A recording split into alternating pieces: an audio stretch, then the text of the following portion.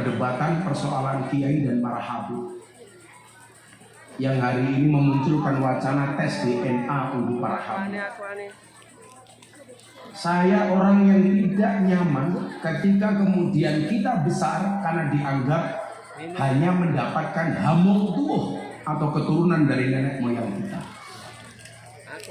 Bahwa darah yang mengalir di dalam tubuh kita itu tidak bisa lepas dari nenek moyang kita, iya. Contoh, besok tanggal 4 Juni saya bersama Maulana Habib Lutfi bin Yahya Pekalongan insya Allah akan hadir di haul Mbah Muhammad Besari. Haul yang kesekian kalinya. Mungkin semua orang tahu kalau saya keturunan ke-9 dari Mbah Muhammad Besari. Tapi bagi saya itu beban. Bebannya di mana? Karena Mbah Muhammad Besari itu kiai besar. Bahkan cucu beliau yang namanya Hasan Besari saking besarnya dipek mantu sama Kasunanan Surakarta Hadiningrat, yaitu Mbah Hasan Besari yang merupakan putra dari Mbah Kiai Ilyas, anak ketujuh dari Mbah Muhammad Besari. Hasan Besari punya kakak namanya Nyai Madarum. Itulah garis nasab saya. Jadi kalau diurut, Mbah Muhammad Besari punya anak Kiai Ilyas, punya anak Nyai Madarum, punya anak Kiai Karyonawi, Jalal Iman, Kiai Muhammad Usman, Muhammad Boniran, Kiai Muradi Miftah Maulana Habibur Rahman. Tapi saya malu untuk membicarakan mbah saya. Saya bangga jadi orang Ponorogo. Yang membuat saya malu apa? Mbah saya orang besar dengan prestasi besar. Sementara saya cucunya belum bisa memberikan prestasi besar. Mbah saya Muhammad Hasan Besari punya murid sekelas Cokro Aminoto, punya murid sekelas Ronggo Warsito, punya murid sekelas Diponegoro. Gus Miftah punya murid Begengge. Jadi perbandingan antara saya dengan mbah saya terlalu jauh. Yang saya openi Begengge, yang diopeni mbah-mbah saya pangeran-pangeran seperti Pangeran Diponegoro. Maka seharusnya apa? Hari ini jangan sampai kemudian keluar dari mulut kita mencaci orang lain hanya gara-gara katakanlah persoalan nasab. Yang perlu Anda ingat adalah nasab itu tidak berbanding lurus dengan nasib. Banyak orang nasabnya bagus, nasibnya nggak bagus. Banyak orang nasibnya bagus, walaupun nasabnya orang biasa-biasa saja. Kayak saya punya teman Habib, dia mengatakan apa? Saya malu kalau saya mengatakan di dalam darah saya mengalir darah Kanjeng Nabi. Di dalam tubuh saya mengalir darah Kanjeng Nabi. Saya tanya, kenapa malu, Beb? Karena saya khawatir perilaku saya tidak sesuai dengan apa yang dikehendaki oleh Kanjeng Nabi. Faktanya apa? Banyak orang yang dalam tanda kutip ngaku-ngaku Habib, tetapi kelakuannya tidak sesuai dengan apa yang diajarkan oleh Kanjeng Nabi. Maka seharusnya apa? Persoalan ini jangan diterus-teruskan. Karena apa? Al-muslimu akhul muslim. Minimal saya dengan jenengan itu saudara, sama-sama keturunan Nabi. Minimal Nabi Adam alaihissalam. Kan pilihannya mau loro. Jenengan itu keturunan Nabi Adam atau pakai teori Darwin keturunannya muyok. Kalau kita pakai kacamata agama, kita itu keturunan Nabi Adam. Tapi kalau pakai teori Darwin, manusia itu keturunannya muyok. Anda pilih mana? Pakai teori agama apa teori Darwin? Teori agama apa Darwin? Agama, Nabi Adam. Makanya saya sama Bu Camat juga masih saudara. Sesama saudara anak cucu Nabi Adam. Nasabnya sama dari Nabi Adam, tapi nasibnya beda. Beliau camat, saya ustadz terkenal. Nasabnya sama, nasibnya beda. Maka mohon maaf Bu Camat, kita berada di atas panggung yang sama, tapi dengan amplop yang berbeda. Yang masuk bodoh. Nah, maka sesama orang muslim itu seharusnya apa? La yatlimuhu wa la yuslimuhu. sesama orang Islam, dia tidak boleh berbuat zalim dan aniaya kepada sesama muslim. Maka saya itu kalau ada orang datang ke pondok, sowan, matur, Gus, saya didolimi oleh orang. Saya bersyukur, alhamdulillah. Kenapa? Karena lebih baik kamu didolimi daripada kamu mendolimi. Tanggal 3 April saya diminta untuk menjadi imam sholat dan tausiah di hadapan forum ketua umum partai politik dan Bapak Presiden Joko Widodo di Jakarta. Mungkin saya kader NU yang paling sering diundang oleh Presiden. Tanggal 3 April saya diminta untuk jadi imam dan tausiah. Maka tanggal 3 April tepat jam 12 siang Indonesia dalam genggaman saya. Kenapa? Karena yang mengambil alih pimpinan adalah saya. Kenapa? Karena saya imam sholatnya Pak Jokowi. Saya mau sholat tengok ke belakang. Saya bilang, Bapak Presiden dan para ketua umum parpol, sawu sufufakum fis sholat.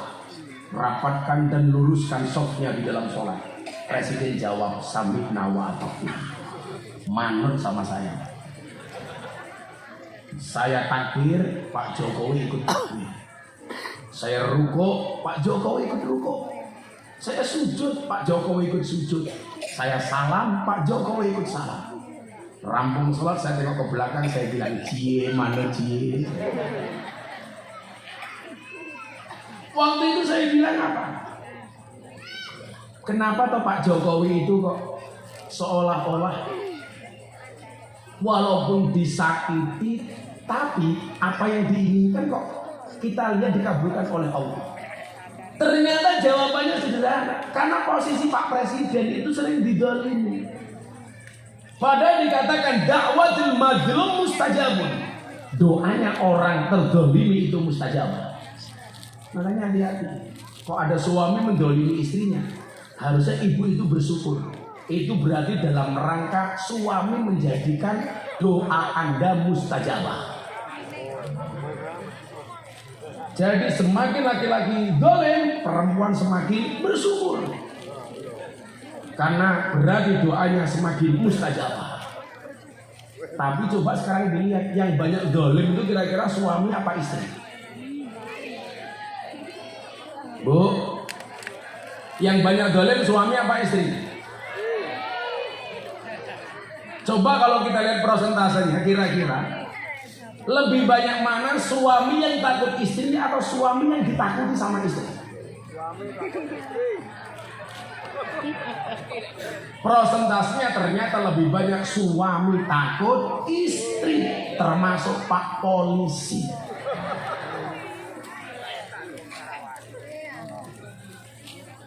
Pak Jokowi itu pernah instruksi kepada Rapimnas TNI Polri, mohon kepada TNI Polri untuk mengawasi WA grup para istri supaya tidak mengundang ustadz yang radikal dan intoleransi. Saya ketemu sama Pak Presiden. Pak Presiden, perintahnya bagus. Suami ngawasi HP istri supaya tidak terpapar paham radikalisme. Persoalannya adalah, emangnya berani suami ngawasi HP istri? Gak berani. Yang ada istri ngawasi HP suami. Oh, pemenang sing wedok camat, mesti. Ya sekedar tahu saja Bu Camat. Perempuan itu karakternya satu. Kalau disakiti nggak pernah lupa, kalau menyakiti nggak pernah ingat. Itulah perempuan. Itu karakter. Lak dilarani ra tahu lali, lak ngelarani ra tahu ngene. Wah, Bu Camat langsung jawab, tidak semua wanita. Coba Anda bayangkan, karo kiai we ngeyel, apa meneh karo bojone.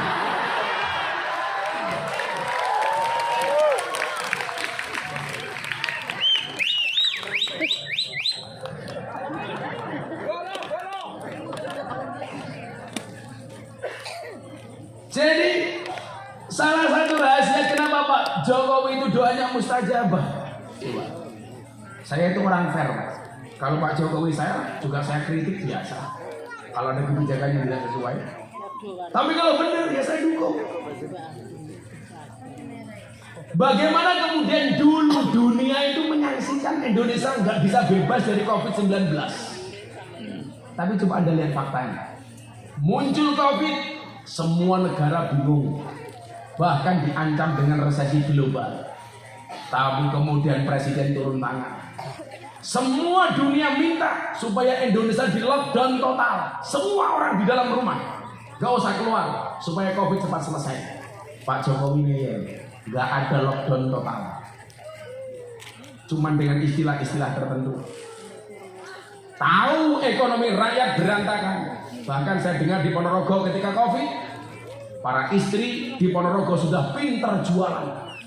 Hari Senin jual gelap, hari Jumat jual kalung. Pemerintah dengan kebijakannya membuat BLT, betul Bu Camat? Bantuan langsung tunai, bantuan langsung telas. Apakah problem selesai? Ternyata tidak. Niat pemerintah bagus supaya orang miskin dapat bantuan tunai.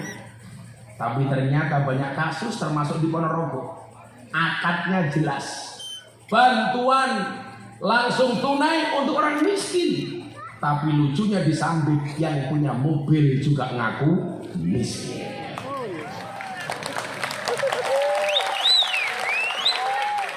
Siapa yang paling pusing? Kepala desa, lurah. Banyak orang yang punya gelang emas ngaku miskin, punya cincin emas ngaku miskin. Lurah mumet dasi didum ning sapa. Akhirnya begitu dibagi, orang yang gak kebagian mulai nuduh lurah macam-macam. Lurahnya gak adil, BLT malah didum-dum ke dulure dhewe. Ada tuduhan seperti itu? Ingat, tuduhan itu benar.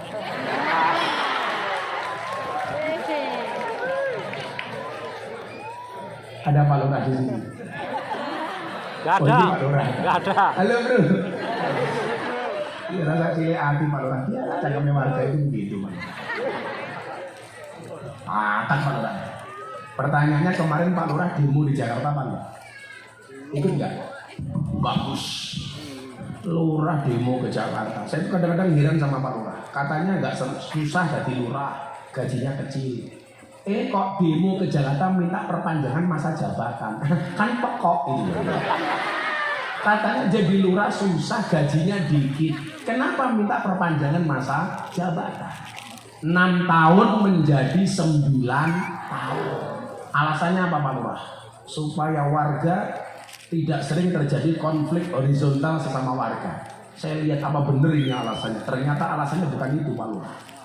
Kenapa lurah-lurah demo ke Jakarta minta perpanjangan masa jabatan? Karena modalnya belum balik. Makanya Pak Lurah nggak demo, insya Allah selamat Pak Lurah. Maka saya meyakini Pak Lurah Desa Campurrejo ini orang baik. Saya berwasiat Pak Lurah kepada Bapak Ibu, tolong Pak Lurah jangan dikubur sebelum mati.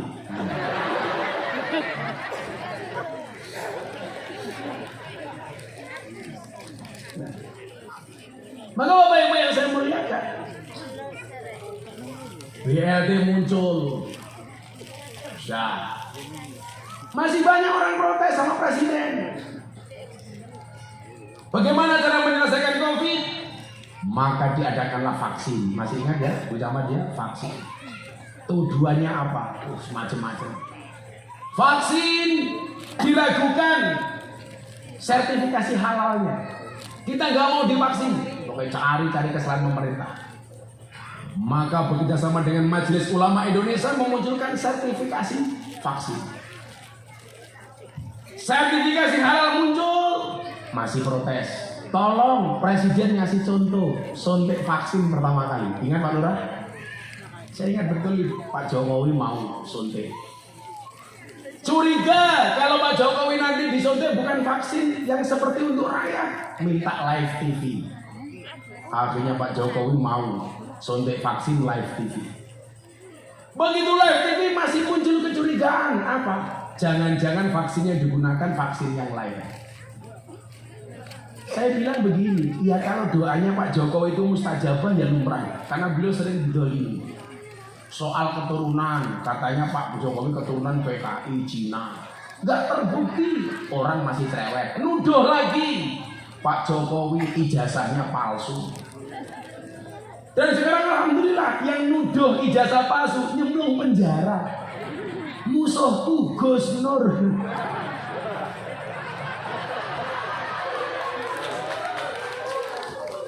Yang dulu bilang Miftah Gus Telek, lah iya.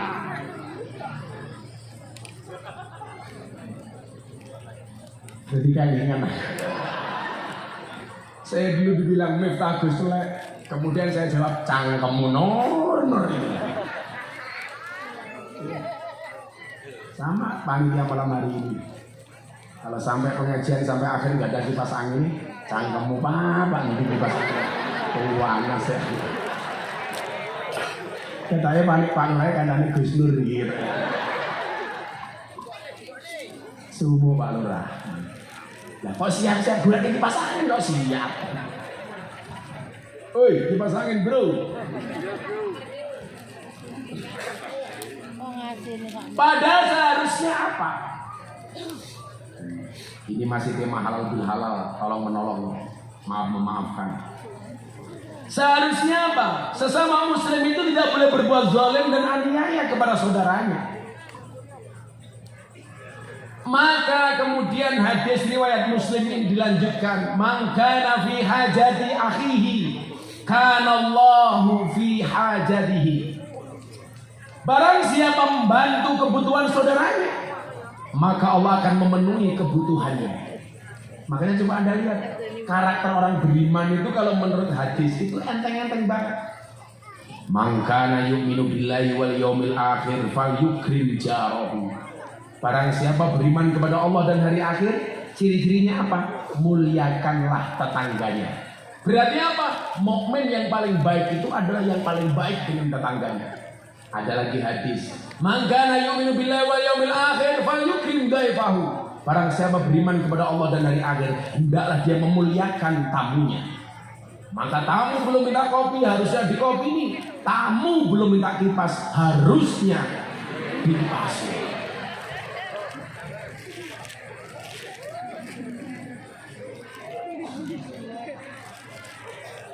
Makanya kalau ada tamu itu langsung sih gade-gade. Seneng karena tamu. Pokoknya duwe wedang tamu di wedang. Duwe dawet tamu di dawet. Duwe susu tamu di. Apa Bu? Digawe kok didoti gitu.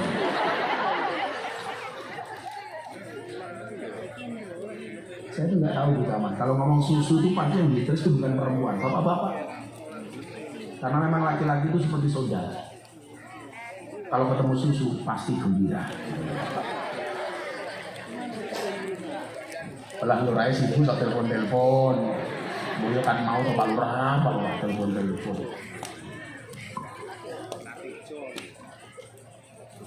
Ya Pak Lurah juga, kodong-kodong masih aku ini. Pengajian paling manual sedunia. Pengajian acara TV yang dikasih dia pek-pek kayak aku belarak. Selalu ala Nabi Muhammad. Ngopi dulu. Saya habis buka puasa tapi belum kopi. Kok uang saya teman kepala.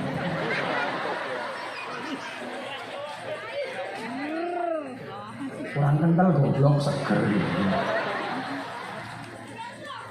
Sangat bisa gimana? Man kana fi hajati akhihi kana Allahu fi hajatihi. Barang siapa yang membantu kebutuhan saudaranya, maka Allah akan memenuhi kebutuhannya. Jadi ya sederhana saja sebenarnya. Bagaimana Allah itu bersikap kepada kita tergantung bagaimana kita bersikap kepada saudara kita. Maka dalam hadis lain disebutkan apa? Wallahu fi aunil abdi maka al abdu fi auni akhi. Demi Allah, Allah akan menolong hambanya manakala sang hamba mau menolong saudaranya. Tapi ingat, kalau kamu jahat sama saudaramu, Allah jahat sama kamu? Yang menjadi problem gini, coba anak-anak muda ini tolong diingat, termasuk ibu-ibu sih. Jangan suka jahat sama orang. Kenapa? Kalau nanti dia membalasmu dengan kebaikan, kamu akan malu sampai akhirat. Betul? Kalau ada orang berbuat jahat sama kita, kita balas dengan kejahatan, Pak, itu biasa. Kalau cuma saya nggak dikasih kipas angin, ya cuma tak rasani saja, nggak tak balas. Paling lurai tak tandai. Lurahmu jenenge sama tuh? Oh, Basuki. Ini Basuki ya. Basuki Wibowo. Sekarang kan nama apa SH? Yaitu SH. Kon ini barang gitu. Susah hidup ih. SHI. Jangan suka jahat sama orang. Nanti kalau dia membalasmu dengan kebaikan, kamu malunya sampai akhirat. Maka posisinya, Pak, kalau saya disuruh jahat, mendingan saya dijahati. Daripada saya berbuat dolim, mendingan saya didolimi. Daripada saya membohong, mendingan saya dibohongi. Daripada saya menginjak, mendingan saya diinjak-injak. Dan saya sering mendapatkan perlakuan seperti itu. Tapi justru, Pak, saya itu merasakan kalau saya itu pembulian di media sosial sedang banter-banternya, itu cangkem saya malah mandi, Pak. Ini mungkin saya minta kipas angin nggak datang-datang karena sudah lama saya nggak dibully, Pak. Jadi mulut saya nggak mandi.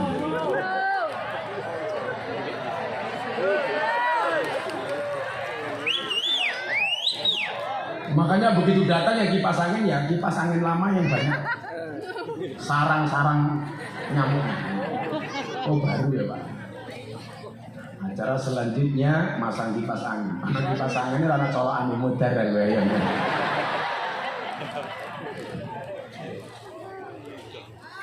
Putri melakukannya kayak masih segowe wedangnya mana? Itu lah nih karena colokan ini. Saya itu sikile cuwi iki. Manuke sepi lah.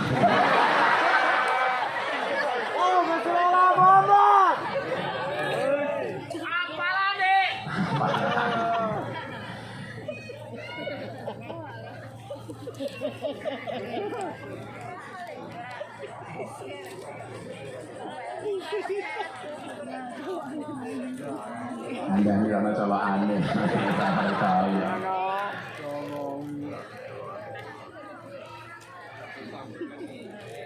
Saya itu kalau ingat dibully orang, didolimi orang itu Bapak Ibu, saya ingat apa yang disampaikan oleh Gus Dur. Kebetulan saya kemarin ngaji di Tambak Beras, di Kertap Tebu Hitam, tempat dia Hasif dan dia yang lain. Gus Dur itu Pak Lurah kalau menghadapi omongan orang, menghadapi sikap orang, Gus Dur mengatakan begini, hidup itu simpel saja.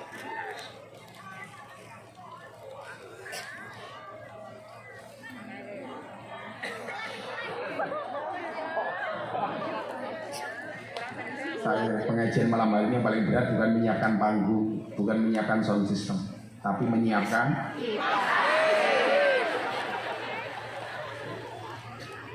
ganjaran ya Pak Lurah ya. Lurah yes ganjaran, matamu Pak Lurah ganjaran. Dibully ya. Kata Gus Dur bilang begini, saya itu di Indonesia tokoh yang salah satu saya favoritkan sebagai idola saya itu Gus Dur. Karena Gus Dur itu termasuk orang yang istimewa. Orang yang matanya tidak bisa melihat tapi hatinya sangat terang benderang melihat dunia. Maka di Indonesia yang matanya nggak bisa melihat, hatinya terang cuma ada dua. Satu Gus Dur, nomor dua si buta dari buah hantu. Gus Dur bilang begini, hidup itu simpel saja. Kalau orang menjauhi kita jauhkan diri juga. Mau ngedok kok dijajahin. Kalau orang menjauhi kita jauhkan diri juga. Kalau orang nggak suka sama kita, nggak perlu kita tunjukkan muka. Pergilah ke tempat di mana kita dihargai, kita berhak memilih jalan hidup kita sendiri. Itu kata Gus Dur. Kayak sekarang banyak capres, Pak. Telepon saya, Gus, tolong saya dibantu, bla bla bla bla bla bla bla bla. Ada capres lagi telepon, Gus, tolong dibantu. Kalau nanti saya jadi presiden, saya minta Gus minta bantu saya jadi Menteri Agama. Menteri Agama Republik Indonesia, Miftah Maulana Habibur Rahman. Sing paling seneng lurai campur rejo. Lah ngundang Menteri Agama kan ra pantes ngamplopi. Merongosan gue itu. Coba saya mau tanya sama Bapak Ibu. Kalau Gus Miftah jadi Menteri Agama, jenengan setuju apa enggak? Saya enggak mau, Pak. Karena kalau saya jadi Menteri Agama, otomatis jadwal ngaji saya berkurang. Saya enggak bisa belusuan. Amplopnya kurang matamu, ya. Sopo sing kondro itu? Kamu kalau ngomong jangan benar. Kebetulan saya lahir di Lampung. Saya ditelepon sama orang-orang Lampung, sama orang-orang kaya di Lampung. Gus Miftah pulang ke Lampung nyalon gubernur. Ini Lampung sedang disorot jalannya jelek. Gus Miftah pulang ke Lampung, kita dukung jadi gubernur. Saya bilang, saya itu nggak pantas jadi pejabat. Saya bilang begini loh Pak Lurah. Pejabat itu begitu dilantik, satu kakinya sudah di KPK. Ini betul. Ini mumpung acara TV, itu yang nonton secara nasional. Saya bilang, orang itu kalau nggak kuat iman, begitu dilantik jadi pejabat, satu kakinya sudah di KPK. Sama dengan Pak Lurah, kalau nggak kuat iman, satu kaki Pak Lurah sudah di Polsek dan di Polres. Loh, bukan medeni supaya Pak Lurah hati-hati. Basuki bawa ruang aku pengen mau medeni.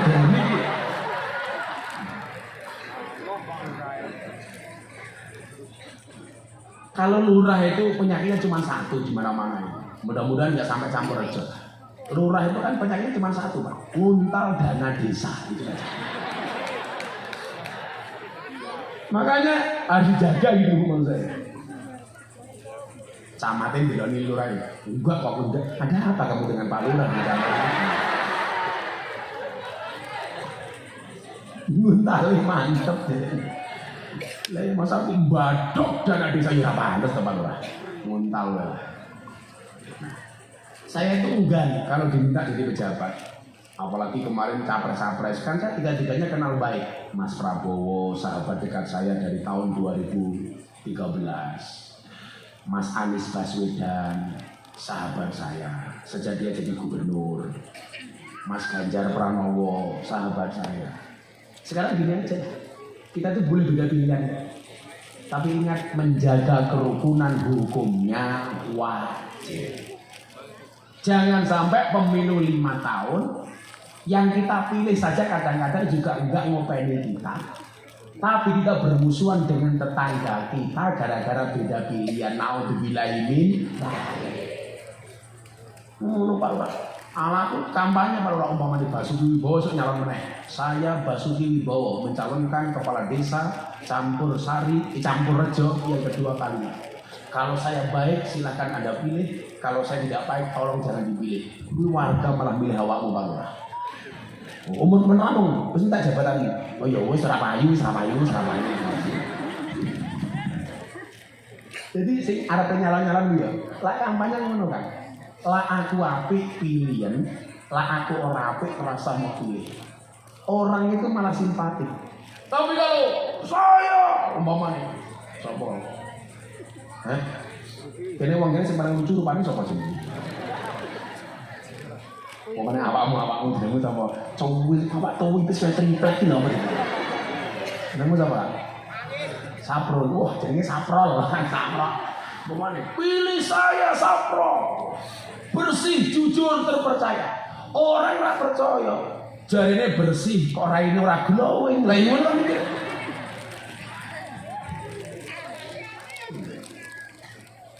Besok pilihannya beda enggak masalah.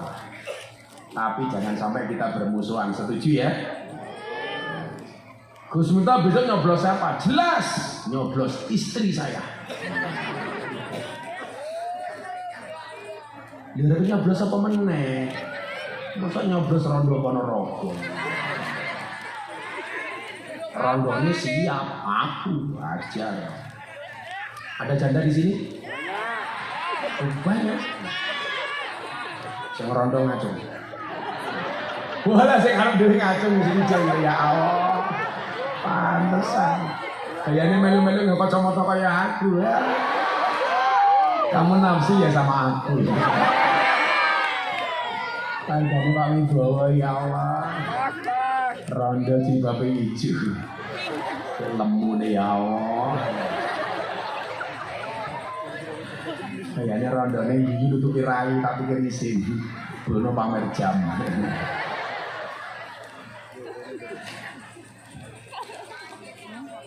Sallu ala Nabi Muhammad. Nah, maka seharusnya apa? Konsep seduluran itu adalah wa ta'awanu 'alal birri wat taqwa wa la ta'awanu 'alal ismi wal udwan. Tolong menolong dalam kebaikan dan takwa, bukan tolong menolong dalam dosa dan kemaksiatan. Wa la ta'awanu 'alal ismi wal udwan. Dosa dan permusuhan. Itulah kenapa dalam agama itu ada mekanisme maaf memaafkan. Contoh umpamanya,